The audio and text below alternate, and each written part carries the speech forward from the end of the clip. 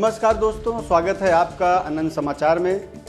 मैं हूं धीरेन्द्र प्रताप सिंह और आज आपसे बात करेंगे वर्ल्ड लेबर डे पे, यानी विश्व श्रम दिवस पे। पूरी दुनिया में विश्व श्रम दिवस क्यों मनाया जाता है, इसका क्या रोल है विश्व के विकास में और वर्तमान स्थिति में दुनिया में और ख़ासकर हमारे देश में श्रमिकों की क्या स्थिति है, उनका क्या रोल है हमारे देश के विकास में, इस पर विस्तार से चर्चा करेंगे। चलते हैं फिर इस मुद्दे पे आगे बढ़ते हैं। और अगर ये कहा जाए कि दुनिया को चलाने में मुख्य भूमिका मजदूरों की होती है तो ये कहना गलत नहीं होगा।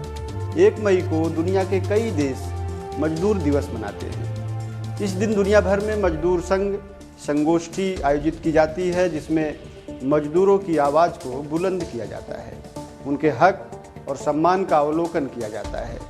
तो आइए अब आपको बताते हैं कि मजदूर दिवस की शुरुआत कब और कैसे हुई।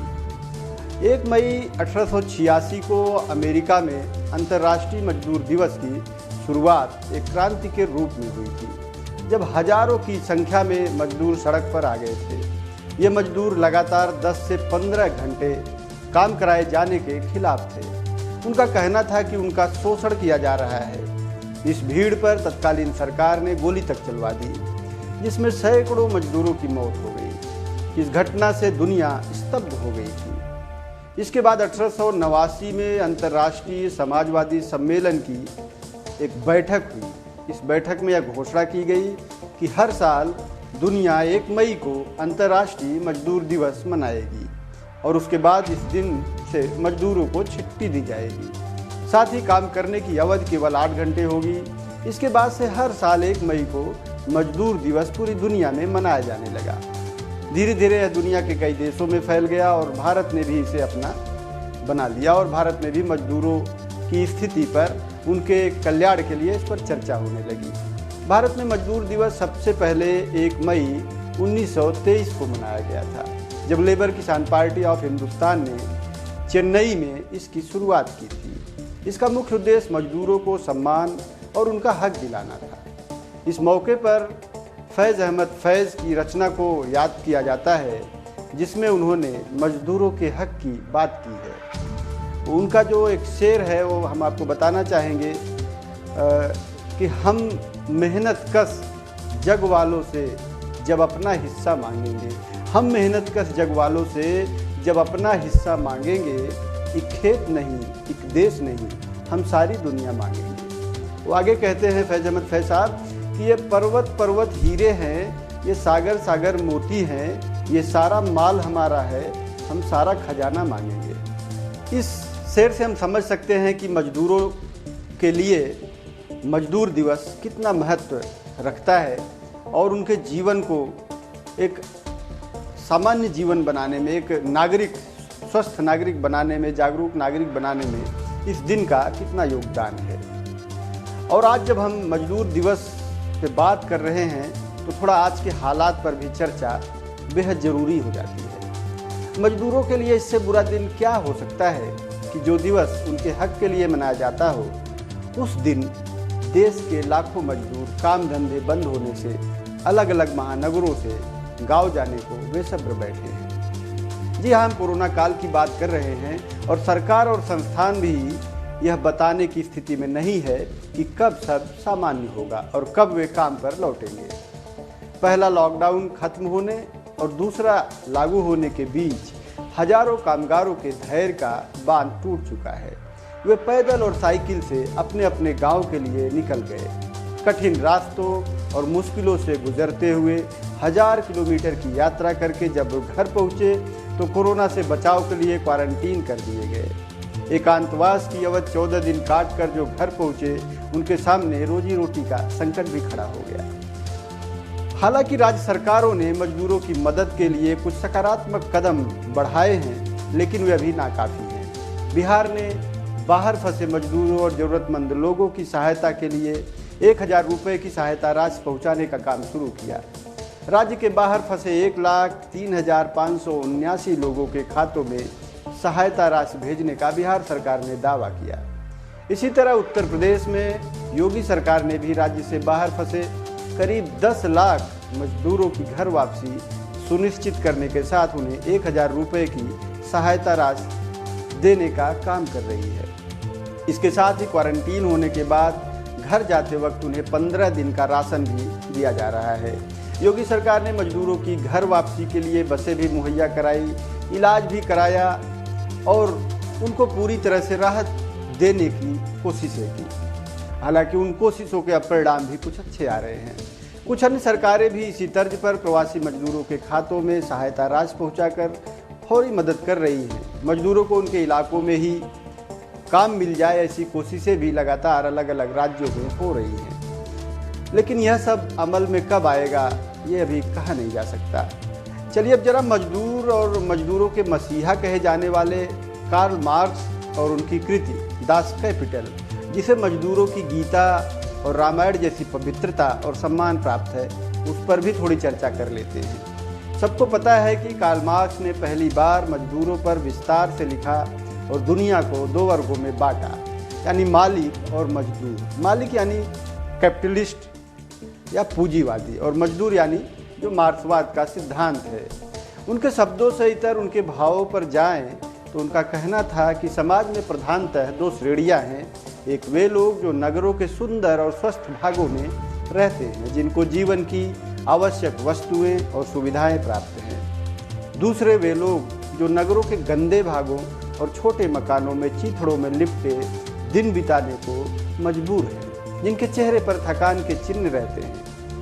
मित्रों, पहली अवस्था के लोग सब प्रकार के उत्पादक साधनों के मालिक हैं और दूसरी अवस्था के लोगों के पास अपने शरीर से मेहनत करने की शक्ति के अलावा जीवन निर्वाह का और कोई उपाय नहीं होता। पहली अवस्था के लोगों को पैदावार या उत्पादन के साधनों का मालिक जमींदार या पूंजीपति कहा जाता है और दूसरी अवस्था के लोगों को साधनहीन किसान या मजदूर। संसार के सभी पूंजीवादी देशों में ये दोनों श्रेणियां मौजूद हैं। पूंजीपति या भूमि के मालिक समाज की व्यवस्था चलाते हैं, उसका प्रबंध करते हैं, और मजदूर और किसान प्रबंध और व्यवस्था के अनुसार काम में लाए जाते हैं। वो कहते हैं कि यह बात विचित्र जान पड़ती है कि मेहनत एक श्रेणी करे और लाभ दूसरी श्रेणी उठाए। यह रहस्य समझने के लिए हमें देखना चाहिए कि समाज के उपयोग के पदार्थ की पैदावार का बंटवारा कैसे होता है। यह सभी लोग जानते हैं कि अनाज, मकान, कपड़ा आदि उपयोगी वस्तुएं तैयार करने के लिए मनुष्य को अपने शरीर से परिश्रम करना पड़ता है। पैदावार का काम व्यक्ति अकेला नहीं कर सकता। यह बात न केवल मिलों से तैयार होने वाले सामान की बाबत है, बल्कि हल बैल से की जाने वाली खेती किसानी के संबंध में भी यही बात लागू होती है। किसी मनुष्य या श्रेणी का समाज में क्या स्थान है, उसका दूसरे मनुष्यों या श्रेणियों से क्या नाता है, यह इस बात से तय होता है कि पैदावार यानी उत्पादन के साधनों से उस मनुष्य या श्रेणी का क्या संबंध है। पैदावार के सिलसिले में जितने मनुष्य एक सी अवस्था में काम करते हैं, वे प्रायः एक ही ढंग से रहते हैं। उनकी एक बिरादरी या श्रेणी यानी क्लास बन जाती है, जिसे लेबर क्लास कहते हैं। पैदावार से इस श्रेणी का जिस प्रकार का संबंध होता है, समाज में वैसी ही उसकी स्थिति भी रहती है। यदि यह श्रेणी पैदावार के साधनों की मालिक है, तो इन साधनों के साथ काम में लगाई जाने वाली श्रेणी पर भी उसका शासन होगा। जो श्रेणी पैदावार के साधनों की मालिक नहीं है, उसे परिश्रम से पदार्थ तैयार करने के बाद पैदावार का केवल उतना भाग मिलेगा जितना कि साधनों की मालिक की श्रेणी देना चाहेगी। साधनों की मालिक की श्रेणी सदा ही मेहनत करने वाली श्रेणी से मेहनत कराकर पैदावार का अधिक से अधिक भाग अपने पास रखने की कोशिश करती है। अपने जीवन निर्वाह के लिए मेहनत करने वाली श्रेणी को भी इन पदार्थों की आवश्यकता है। इस प्रश्न पर इन दोनों श्रेणियों में संघर्ष चलता रहता है और यही वर्ग संघर्ष है जिसे दास कैपिटल में कार्ल मार्क्स बहुत बेहतरीन तरीके से उठाते हैं। यह तनातनी ही श्रेणियों में बटे मनुष्य समाज की आर्थिक व्यवस्था के परिवर्तनों और विकास की कहानी है। जब तक पैदावार के साधन छोटे छोटे और मामूली थे, उनके कारण होने वाली श्रेणियों के भेद भी मामूली था। जब यह साधन बहुत उन्नत हो गए तो श्रेणियों के भेद ने बहुत उग्र रूप धारण कर लिया, यानी मजदूरों द्वारा क्रांतियां की जाने लगी। पैदावार के काम से संबंध रखने वाली इन दोनों श्रेणियों के भेद बढ़ते बढ़ते अब एक ऐसी अवस्था में पहुंच गए हैं कि श्रेणियों के यह भेद और परस्पर विरोध पैदावार के मार्ग में अड़चन बनने लगे हैं। कहने का मतलब है कि एक सीढ़ी के पैदावार के साधनों और पैदावार की मालिक बनकर मुनाफे के रूप में पैदावार का बहुत बड़ा भाग हथिया लेने से मेहनत करने वाली सीढ़ी पैदावार का अपना भाग खर्च नहीं कर पाती। इस कारण मेहनत करने वाली सीढ़ी का जीवन और समाज में आगे उत्पादन या पैदावार का क्रम दोनों असंभव हो जाता है। मार्क्सवाद कहता है कि ऐसी अवस्था में इन संबंधों को बदलने की जरूरत है।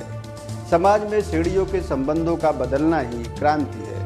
पूंजीवादी सीढ़ी और उनके सहायक अपने अधिकारों की रक्षा के लिए कहते हैं कि समाज की वर्तमान अवस्था बिल्कुल स्वाभाविक और प्राकृतिक नियमों के अनुसार चल रही है। यह नियम बदल देने से समाज का नाश हो जाएगा, जबकि मार्क्सवाद का सिद्धांत है कि समाज के नियम और सिद्धांत उसकी अवस्था और परिस्थिति के अनुसार बदलते रहें और अब भी आवश्यकता अनुसार बदले जाने चाहिए। तो इस तरह से देखें, मार्क्स, जिनको मजदूरों का मसीहा कहा जाता है, जिन्होंने दास कैपिटल लिख करके कई देशों में मजदूरों को क्रांति को उन्मुख किया, वो इस बात को बहुत विस्तार से समझाते हैं, बहुत सरल शब्दों में बताते हैं कि वर्ग संघर्ष क्या है, मजदूरों के हालात क्यों हैं, शोषण क्या है, पूंजी किस तरह से शोषण करती है। तो मित्रों, हमने आपको विस्तार से बताया कि जो मजदूर दिवस क्यों मनाया जाता है, कब से इसकी शुरुआत हुई और वास्तव में आज मजदूरों की हालत क्या है। पूरे देश में, पूरी दुनिया में जो मजदूर हैं वो बेहद गरीबी में जीवन यापन करने को विवश हैं। हमारी इस 21वीं शताब्दी की दुनिया में भी वे 16वीं शताब्दी का जीवन जीने को विवश हैं। तो आज जब पूरी दुनिया मजदूर दिवस मना रही है, पूरी दुनिया एक बड़े खतरे से, मानवता के खतरे से दो चार हो रही है, तो निश्चित रूप से दुनिया का निर्माण करने में सबसे महत्वपूर्ण भूमिका निभाने वाले इन मजदूरों की स्थिति, इनके जीवन का स्तर, इनका भविष्य और इनके कल्याण के बारे में सोचा जाना चाहिए।